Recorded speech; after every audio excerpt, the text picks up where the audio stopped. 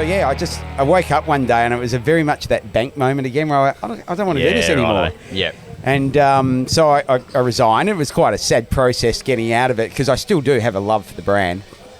And I went camping. It was actually on the Holland track. And I was like, right, I was offered an interim job in audio. So I did that for a little while. But I knew my heart wasn't in it. I was sitting out in the Holland track with a friend, and we were sitting down, and I noticed the road, the track that we were looking at looked like, if you think about if you make a rectangular and almost a flag, and you cut the horizon halfway, and the road disappears, almost looks like a dive flag, right? And I was like, it looks like a nice little logo. And I sat down and I had this notebook, and I've actually got in my pocket, I carry everywhere a pencil and a piece of paper, and I scroll stuff down, and I came up with this idea of this brand, Red Roads, because the road was red. I mean, it was pretty simple to me. And I was thinking back about what it was, the product that I liked, and just all these things come into your mind. And I left school to go and join a bank. I didn't finish year 12 or anything, but you'd think you just build up this life lessons and things. And I thought all these things that I had seen through Cedar Summit and what I liked, and all the brands I'd seen internationally. I used to travel 5 or 6 times a year from Perth around the world. Yep. And I saw all these brands, and I started seeing, going on to the overlanding thing in a minute, but like what it was I was now doing, the Cedar Summit crew, they're wicked overlanders. Like, they spend more time in the middle of Australia than you could possibly imagine, and they have weapon vehicles. They're driving 200s, aren't they? They're driving a lot of things, right? Yeah. One of the sickest 200s ever. Yeah.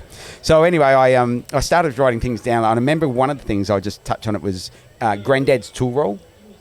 And I remember like having like a set of Sig Chrome spanners or something that was like, maybe 40s, 50s, 1960s or something. And the tool roll was really oily and waxy and still in one piece. Yet you'd go and buy stuff that was 2 years old, Sig Chrome spanners or something maybe. And through what I learned about material is like, that's delaminating because the way the fibres are constructed and held together. So I went back quite nostalgic and started getting into the idea of doing canvas products. And that's where my love for canvas sort of started out at the whole Red Roads thing. So, so then I started getting canvas made. And I can't sew, but I have some friends who are really good sewers, and I'm mates with a guy who's a canvas supplier. And so I started getting that. And then, you had all the connections. I had the right connections, right? And then I had sort of like, a bit of an idea about the branding of it. And not that I don't actually have aspirations to be a big brand. I think you have to want to do that. Right, I want to go camping. So I want to balance it really well. And I was selling the Red Roads gear to this shop in Balcatta, which is where we are now. And he was on his downward trajectory in life in terms of his profitability and things like this. And what was that shop called? Well, it was called Go Camping. Oh, was it? That's how it was called, and it's been there 40 odd years. Oh, and he's my landlord now, right? But I was chatting to him about, and I could just say he was over it. He had done his thing, online BCF and everything was not going well for him, and I got some metal stuff done from China, which is a bit of a an evolution, I like to call, of other brands. And I was selling it to him, and he was like, I was his biggest selling brand the first week he had it, right? And I was like, but it didn't stop his trajectory. And I said, I needed space. I was operating out of my house, right? Yeah. And I'm like, how much rent, and blah blah blah. And he goes, yeah, you can rent it for this and that. And he says, do you want to buy it? The business. I said, well, is it making a profit? No, it's not much to buy, but how about and you've been in the store, right? Yeah. Ronnie's been in there. How about I polish your floor for you, and you give me the name Go Camping? And he's like, yep, sounds great. And so I think it was about the 8th of April 2019, we opened up Go Camping. And this is all accidents, right, in life half the time. And so it's been 4.5 years of, pretty good times. And nice. I mean, it's retail, opening an online retail is what everyone says. Oh, how's your online store and everything? And for those who have come in, it's like, it's old values. And I want to treat everyone who walks through the front door like an old friend. Yep. And I was telling actually a gentleman just a second ago, the guy who was the owner of the store, let's call it, he used to, have his cup of tea and he's reading his newspaper. That's how quiet he was. And I thought, this is great. I'm going to start getting a, copy of the West each morning. never have I had a chance to sit down and just relax. Yeah. So that was 4.5 years ago. So we then sell the Red Rose products. So I contacted a few. Ronnie, you put me onto a few brands, and got a few other things happening, and that brings us to the Go Camping. And then I added the word overlanding, because I realised what I was doing was this thing called overlanding.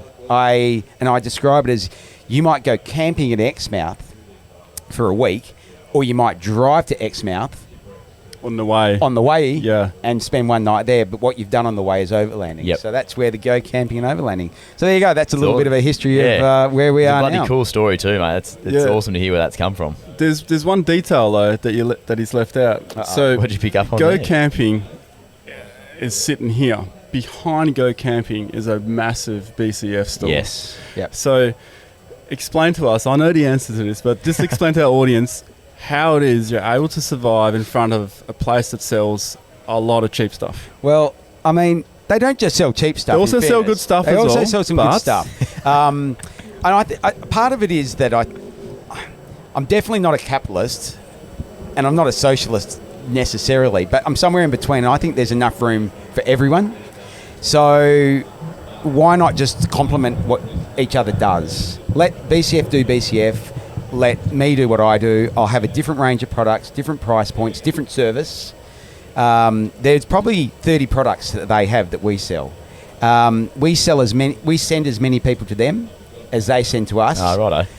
What the real advantage is their car park has 200 car bays in it, and they're marketing I'm guessing a figure of $500,000 a week. You get bombarded by BCF ads. Hey, what's wrong with just being a little store in the front of it where people can come in and just make a purchase, get service. I mean, I'm all about, I want to tell people what not to buy. Yeah. I reckon I'd be the worst salesman in reality where I'll tell people, no, you do not want to buy that product. But that's how people gain trust. You gain 100%. credibility. Yep. And I think that's the right way of going about it. Oh, yeah. They'll be back for something else. Well, everyone listening now, even me listening to you speak now, Aaron, it's just like that's what you want when you go in there. You don't want to be taken on a run. And I just like, without small business needs people to realise that you can buy anything cheaper online.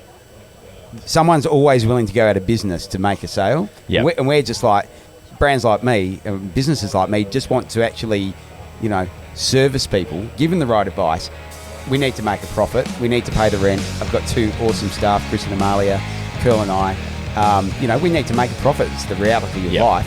So come on in, support the little battler, and get more than just a product out of it. Yeah.